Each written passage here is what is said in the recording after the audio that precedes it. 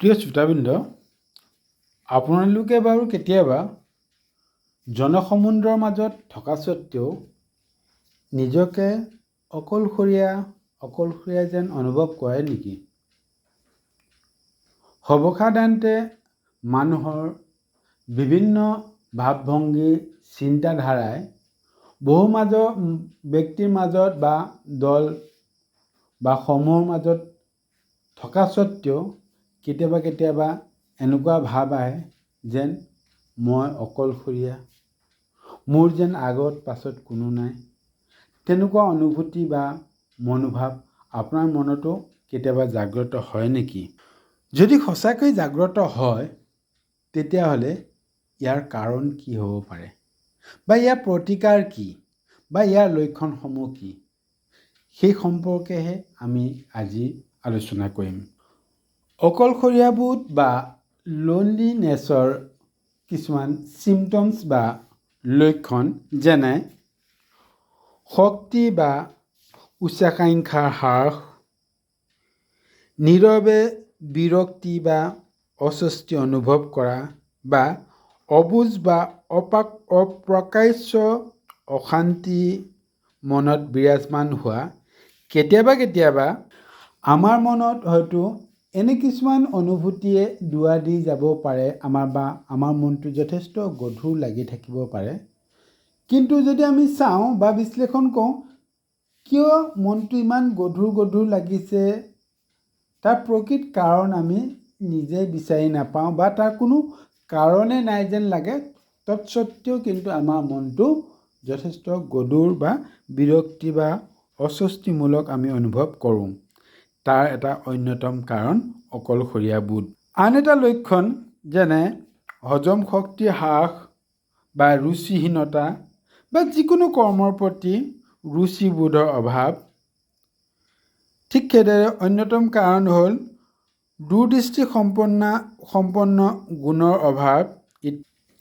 আৰু বিভিন্ন কাৰণ আছে, কাৰণ একেলগতে সকলো বিষয়বস্তু সামৰি লোৱাটো সম্ভৱ নহয়। তথাপিতো মূল কাৰণসমূহ সেইসমূহে। এতিয়া যাওঁচোন আমি অকলশৰীয়াবোধ কেনেকৈ দূৰ কৰিব পাৰি। অকলশৰীয়াবোধ দূৰ কৰাৰ প্ৰথম কাৰ্য হ'ল নিৰ্ভৰযোগ্যতা মনোভাৱ বৃদ্ধি কৰা। অৰ্থাৎ এই পৃথিৱীত কেৱল মই অকলে নহয়, মোৰ জীৱনৰ প্ৰতিটো মুহূৰ্ততে মই আনৰ ওপৰত নিৰ্ভৰ কৰিব লাগিব। গতিকে মই আনৰ ওপৰত কেনেকৈ নিৰ্ভৰ কৰিম বা আনৰ লগত সম্বন্ধ কেনেকৈ গঢ়ি তুলিম, সেইটো আমি অনুভৱ কৰিব লাগিব। দ্বিতীয়তে, অৰ্থপূৰ্ণ সম্বন্ধৰ ওপৰত দৃষ্টি নিক্ষেপ কৰা। আপোনাৰ ৰিলেশ্যনশ্বিপ যাতে মিনিংফুল হয়, তাৰ ওপৰত আপুনি ফ'কাছ কৰিব লাগিব।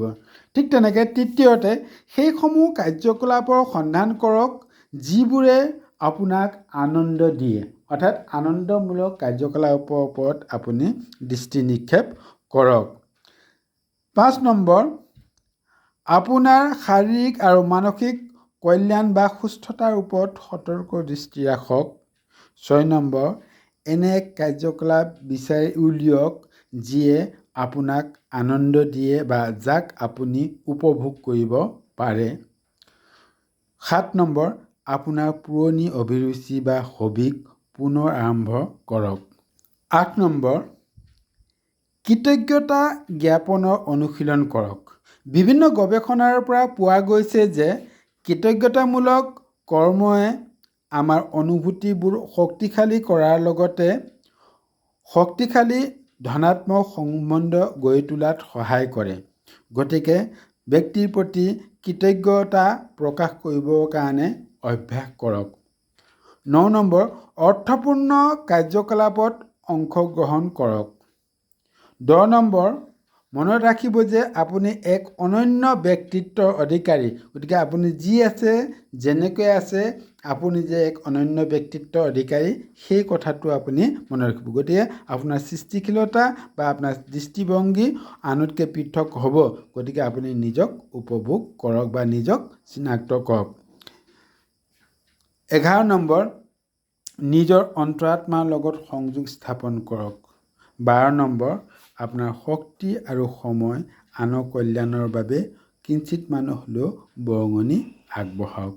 আশা কৰোঁ এই পদক্ষেপসমূহ যদি আমি গ্ৰহণ কৰোঁ, আমাৰ অকলশৰীয়া বোধ মনোভাৱ আমাৰ পৰা আঁতৰি যাব।